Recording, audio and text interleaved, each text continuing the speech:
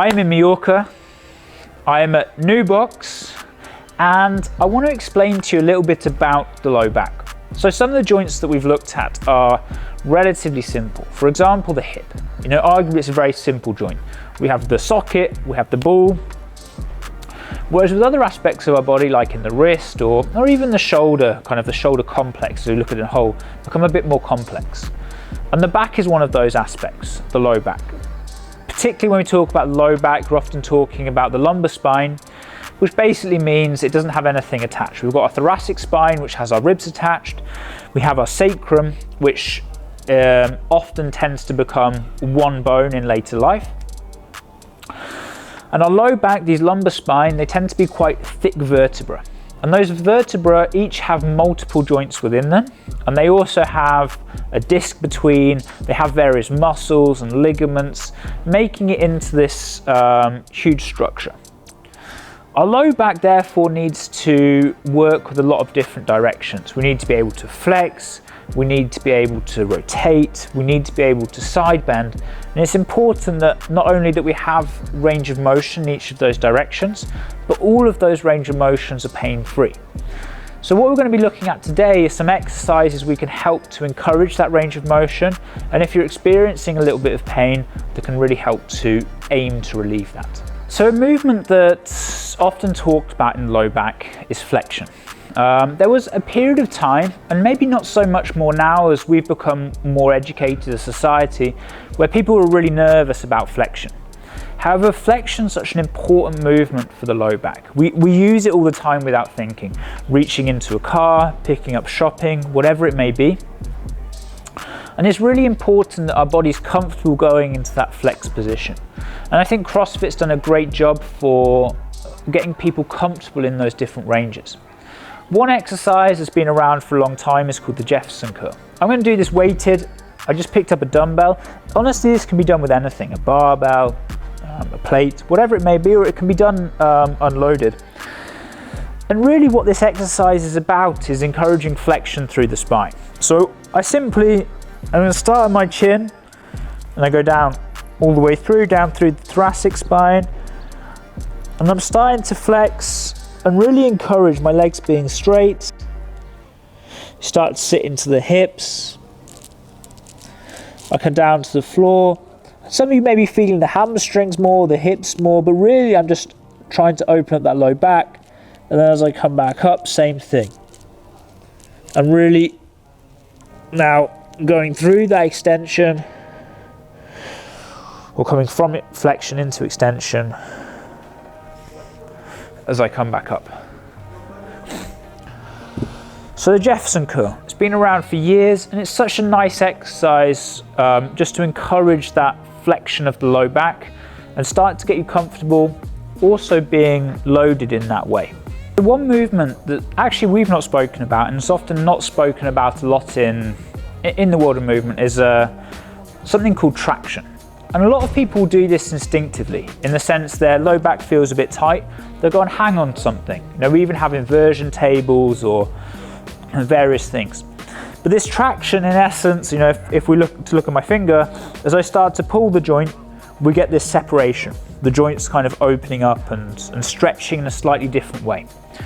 And I can obviously do that here just simply by hanging on a bar. So I'm going to come onto the bar, and then I just start to let myself sink into that position.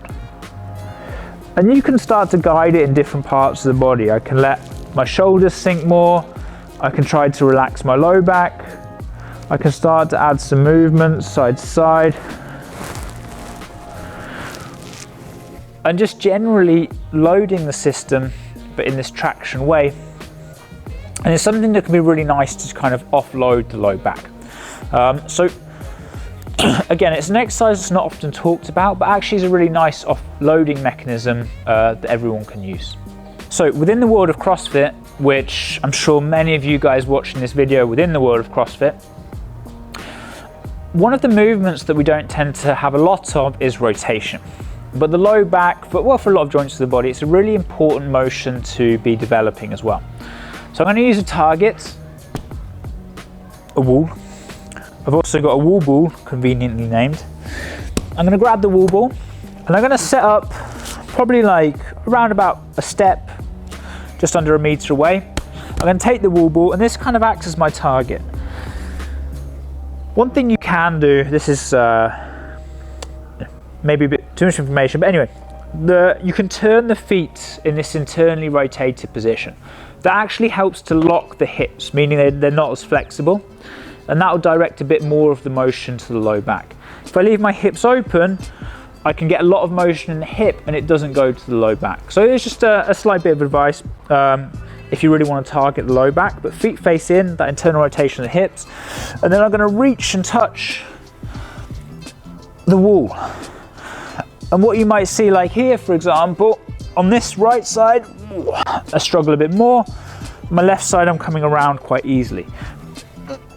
Right side I'm reaching, left side pretty comfortable. So my guess is I can step a bit further away.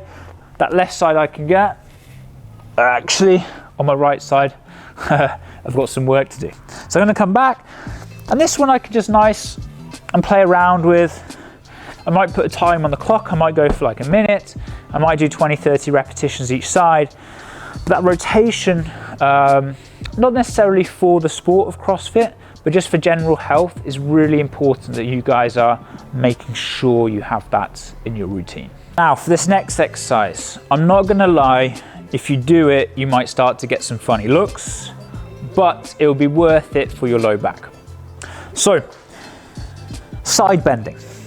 So side bending, you know, exactly what it says, side to side. And it's a movement we don't really think too much about. We think a lot about flexion extension, we think a lot about rotation.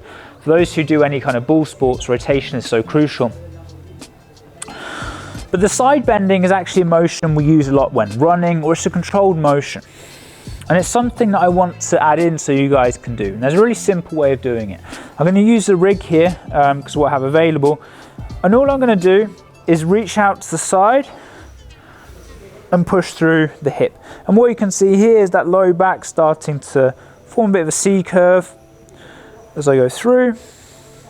I can then come on to the other side and same thing. Really reaching overs, maybe a little low. I can probably go a bit higher.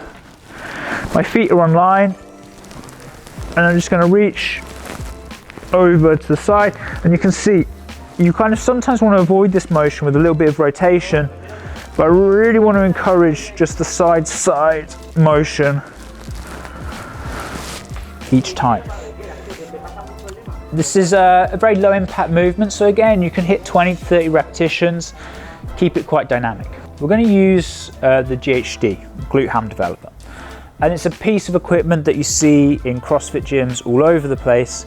And you know, often quite a lot of people never use the GHD. It can be a really useful piece of equipment. Today we're simply going to do a GHD sit-up. Our focus is just going to be encouraging that extension of the low back. So hope things don't fall out. But I don't want you to overly complicate the setup too much. We're just going to be sat in, and I'm just going to let myself rock back and forward. Rock back and forward. And as you can see, often the motions are very much coupled, but obviously as I go from an extension position, I come up to a flexion position as well. But to start with, we're just going to let ourselves rock down, feel that extension. Obviously, I can start to make this movement more advanced. I can take the hands out to the side, slightly harder. I can take the hands over the top, slightly harder again. And then also I can actually start to weight the movement with a wall ball, with a band. I start to have lots of different options available for me. So we don't only have to use this in workouts, but actually going through a controlled extension can be a really useful way of getting extension into the low back as well. So if you are suffering low back pain, you are not alone. It's more common than not to have experienced it at some point in your life. If you do experience it, there's a saying that I used to love when I was working as an osteopath, and that is motion is lotion. It's just really important to get the body up, moving, rotating, side bending, extending. And it's also important to start developing a bit more of awareness that pain does not necessarily equal damage. It's important that you guys work with a good therapist, someone who understands these concepts. One of the most important things for low back pain can be going out and getting moving in all sorts of different ways. I hope you found this video useful. Add questions in the comments below should you have them, and I will see you soon for another program lesson.